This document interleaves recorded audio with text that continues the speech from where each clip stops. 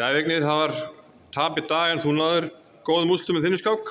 Já, ég vann United sem stór biti. Það er stór biti, hann náttúrulega hefur verið 2-7 og unni Karlsson 2 svar. Já. En hún gengur ekki verið á móti Íslendingum. Tapaði á móti Gumma síðast. Ég held að sé farin að hata okkur sko. Ekki? Það er skilur, já. En segðu okkur hvernig þróast þessi skák? Já, ég var algjörlega úr byrjunarpreppi bara á, þú veist, leik 2 af því að ég bjóst ekki við kóngsetra. Og síðan teppir orðinu bara svona frekar lala afbyrði í kóngsetrunum og maður kann svona alveg tepla þessa stuð.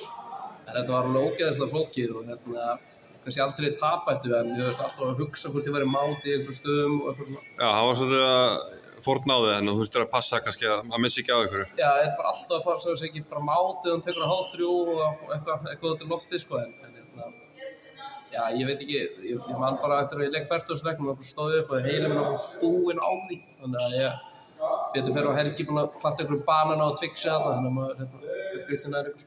Já, gott að hafa góðan listjóra. Já, það er gott að hafa góðan listjóra. Ég náði að klára þetta. Búinn að svona tjúnaði niður, búinn í ræktinni? Búinn í ræktinni. Hvað var tekið? Það var tekið chest.